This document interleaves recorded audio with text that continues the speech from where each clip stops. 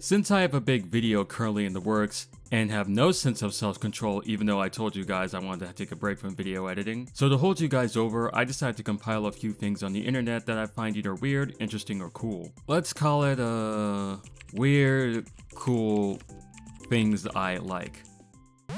Let's start things off with a hot take. Undertale is just okay.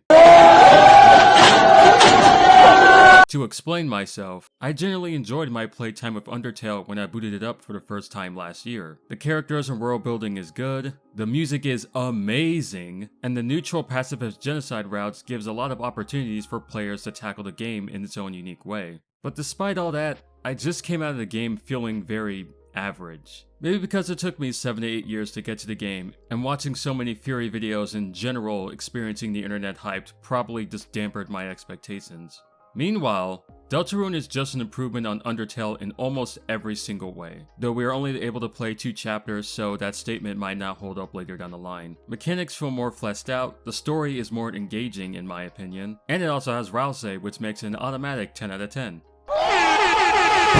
So, you like Deltarune AUs? I usually don't care about most AUs when it comes to my favorite franchises, but Twin Runes is so damn cute that I'll make an exception. Created by Tumblr user akanemnon, sorry if I mispronounced that, Twin Runes follows the main premise of what if Frisk along with Char from Undertale ended up in the world of Deltarune, and incidentally stay with Chris. Okay, for those who don't know anything about Deltarune or Undertale, both games have player characters that you can name whatever you want, but their canonical names are Frisk and Chris respectively. You get it? It's an anagram. And Chara, well, it's kinda complicated, so I'm just gonna say evil version of Frisk. But going back to the premise, it doesn't go further beyond 3 characters from different games hang out and hijinks ensue. From the creator's own mouth, the story is supposed to be aimless and semi-nonsensical. Everything that's happened in the comics so far is meant to be for the sake of comedy. Nothing more, nothing less. And that's not a bad thing. Its simple but effective jokes paired with the fantastic art is the primary reason why I keep reading it. One of my favorite aspects of both Undertale and Deltarune is how, due to the games really lacking any sort of promotional art, artists have to rely on the in-game sprites for their own visual interpretations, which has led to a lot of interesting takes on these characters from a visual standpoint.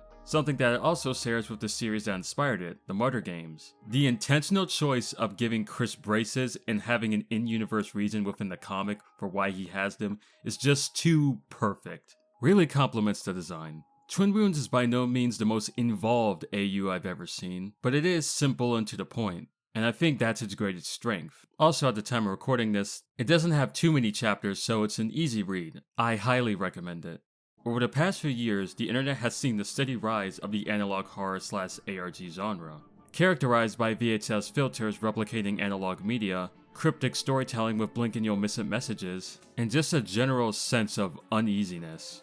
With some of the most popular series being stuff like Local 58 and Mandela Catalog. And I can see why the genre has gotten popular over time. The internet has a history of getting invested in creepy things that look so convincing that people believe they're actually real. I was one of those stupid kids that believed Squidward's suicide was an actual thing that happened, cause creepypastas were so new to me that I didn't know any better. And it's funny that I bring all that context up because the channel VLIF is absolutely none of these things. Well, it has the analog part, but the horror ARG stuff is not present, or if it is, it's up for debate whether it means anything. VLIF is a channel that primarily makes animations, but what separates VLIF from others is that they do their animations in the style of 80s and 90s CGI. Times where 3D was incredibly primitive because it was an emerging technology. But in contrast, it was also very experimental in its applications. There's just a vibe and aesthetic to this era of 3D that you just don't get anymore. Cause with how drastically the technology has improved, why would you want to go back to a time where character animation was so primitive, and accurate physics simulations were just a pipe dream? You know, outside of personal nostalgia. Which is mostly what VLIF is about, so it checks off that box. Outside of those weird, cryptic videos that seemingly have no purpose outside of themselves. Again, it's a very experimental channel, and that's what I love about it. I also like how some of the animations have an edutainment angle to them.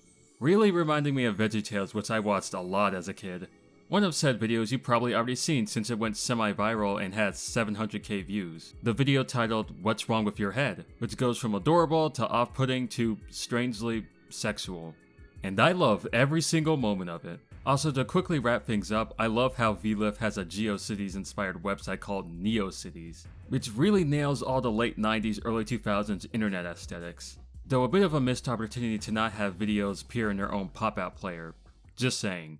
During late 2019, I became interested in finding more about an anime born from a manga known as the Gutsy Frog, a show about a boy living in poverty who accidentally squishes a frog, which leads said frog to be reincarnated as an imprint on a shirt, which can now talk to him and provide commentary on his life. Yeah, it's a pretty high concept show if I do say so myself. Overall, the Gutsy Frog is an okay slice of life comedy series that's funny, but nothing really more outside of that. But I do like the designs though, very 70s anime. But we're not here to talk about the anime, we're here to talk about something else. During my search back in 2019 and 2020, I could only find a few episodes, but not the entire series. And not even the usual websites had them. And how many episodes does the show have? 103.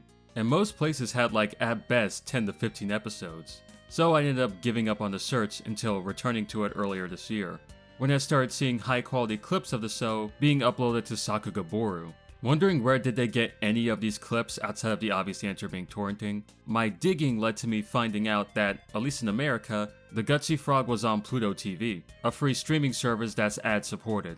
And no, I'm not sponsored, I'm just saying what it is. And I was surprised to find that they actually had the entire show, all 103 episodes. Wait, didn't I say this section wasn't about the anime? Well, that's still kinda true, but hold on, we're getting to the good stuff. During my search for more Gutsy Frog episodes, I came across some interesting discoveries. One of them being that it had a live-action adaptation made in 2015 exclusively for Japan, which makes sense since the original show was mostly a Japanese exclusive. But that wasn't the only live-action adaptation.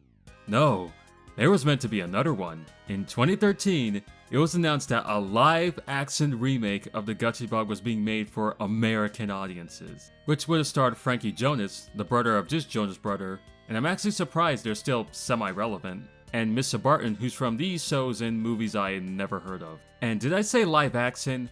No, I'm sorry, it's a live-action, half-animated remake. Which the only thing I can infer from that is probably the Gutsy Frog himself. Pion Kichi would have been animated himself. Though all I can imagine now is he's animated in that same crappy rig-based style that they used for that one Fairly Odd Parents show on streaming. If you can't already tell, I want to see this so badly. Not because it would probably be good, but only just to see how they would have done any of this. But unfortunately, we'll probably never get to see anything from it because it was cancelled, with the only remnants of it being a few news articles and this one extremely cursed picture from behind the scenes. Yes, this is real, and I'm probably gonna get this framed one day. And for our last subject, let's talk about millennial depression, being a wage slave, and also the Chinese surveillance state. I promise you it's not as depressing as it sounds. I Was Born to Work Retail is another webcomic by Hong Kong-born artist and animator Peargor, or Infested Pear depending on where you look, who, to get this out of the way, is one of my favorite online artists, like easy top 5. I love his composition and framing, his choice of colors, the way he does line art, and how he balances simplicity with detail. A lot of these aspects also carry over to his animations, which are also pretty great. But going back to the comic, Born to Work Retail follows the story of Jenny, a seemingly high school graduate. I can't really tell because the story at this point hasn't really gone into Jenny's backstory, who works a dead-end job at a fast food joint along with her co-workers Zoe and Tommy. Jenny herself is meant to be the embodiment of the many frustrations Peargor had while living in Hong Kong, even having many allusions and name drops to actual locations and institutions within China. But even if you don't or can't relate to the cultural perspective, the many attitudes and situations that come from working a retail job that the comic does portray are all too real. I myself relate to the many things Zoe talks about, like going into a retail job thinking it's going to be a one-time thing, and then you blink and you realize you've been there for 4 years. Yeah, I worked fast food for much longer than I'm happy to admit, though I'm not as much as a pessimist about my outlook on life as she is. I mostly relate to both Jenny and Tommy. More the latter than the former because of his always do things by the book mindset, and he generally seems to be the most optimistic or naive depending on how you want to frame it. Also, I love the fact that he has no pupils. The latest issue of the comic also seems to hint at some potential supernatural elements happening within the story, or I might just be a complete dumbass and reading way too deep into or misinterpreting the visuals. There are some pieces of art separate from the comic that seem to support the supernatural angle, or it might just be Jenny having a very active imagination or something. Other artwork also implies there will be more characters in the series down the line, but again I can't tell if the art is canon or not, so we'll just have to wait. TLDR, Born to Wreck Retail is very neat, and is definitely worthy of a read. And just like Twin Runes, it doesn't have too many issues out right now, so it won't take you that long to get caught up to speed. Also go follow Peargor on the social medias, the man deserves the support. As for many of the artists I featured in this video, go follow their stuff as well. Hope this video holds you guys over for the time being, and I'll see you next time. Bye.